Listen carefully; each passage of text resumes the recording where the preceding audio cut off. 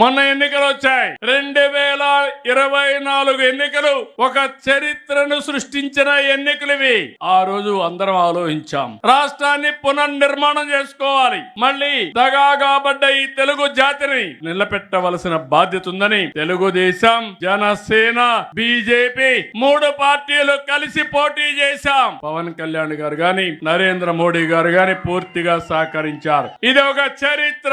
93% strike rate. ఈ రోజు నేను చెప్తున్నా, మన మీద చాలా ఆశలు పెట్టుకున్నారు. కార్యకర్తల్లో ఆస్పిరేషన్లు ఉన్నాయి. ఇప్పుడు నేను వస్తే కాగితాలు ఇస్తూనే ఉన్నారు. ఇది నాకు కొత్త అనుభవం. ఎప్పుడు కూడా కాగితాలు ఇచ్చేవాళ్ళు కాదు పదవుల కోసం. మీలో ఆస్పిరేషన్లు ఉన్నాయి, ప్రజల్లో ఆస్పిరేషన్లు ఉన్నాయి. అయితే దీన్ని సాధించడం కోసం అనునిత్యం పనిచేయాలి. కొంచెం ఎక్స్ట్రాగా పనిచేస్తే తప్ప ఇది సాధ్యం కాదని చెప్పి కూడా నేను మీకు తెలియజేస్తున్నా.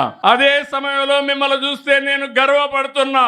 రికార్డు స్థాయిలో మెంబర్షిప్ చేశారు. మిమ్మల్ని చూస్తే 83 రోజుల్లో 1 కోటి సభ్యత్వాలు చేసిన ఏకైక పార్టీ తెలుగుదేశం.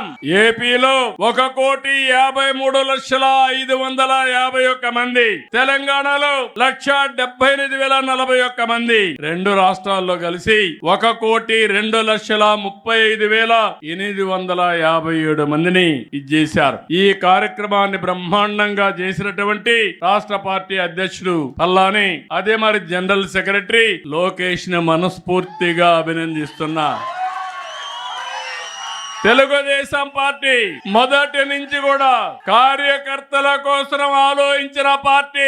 ఓసారి నాకు బాధ కలిగేది, నిద్రపోని రోజులున్నాయి. ఒక కార్యకర్తని నడి రోడ్డు మీద చంపినప్పుడు, నా కుటుంబ సభ్యుడిని చంపినప్పుడు ఎంత బాధపడ్డానో మీరు గుర్తుపెట్టుకోవాలి. అందుకే అలాంటి కార్యకర్తల కోసం దేశంలో ఎవ్వరూ పెట్టలేదు. స్కూల్ పెట్టి ఆ పిల్లల్ని చదివించి, మళ్ళీ వాళ్ళ తండ్రి ఉంటే తండ్రి లేని లోటు ఉండదేమో గాని, నేను మాత్రం వాళ్ళ జీవితాలకు వెలుగు సాధించి పెట్టే వరకు వారికి అండగా ఉన్నానంటే అది తెలుగుదేశం పార్టీ. ఈ రోజు మీరు ఇక్కడికి వస్తున్నారు, వేరే రాజకీయ పార్టీలు చూస్తున్నారు. మీ బంధువుల ఇంటికో సొంత ఇంటికి వస్తే ఏ విధంగా ఆదరిస్తారో అలాంటి రిసెప్షన్ ఉండాలని ఈ రోజు ప్రారంభించలా. నేను ఎవరు వచ్చినా భోజనం చేయడం, కాఫీ తాగడం, సొంత ఇంటికి వస్తే ఏ విధంగా ఆదరణ చూపిస్తారో అలాంటి ఆదరణకు చూపించిన పార్టీ తెలుగుదేశం పార్టీ అని చెప్పి కూడా నేను మీకు తెలియజేస్తున్నా.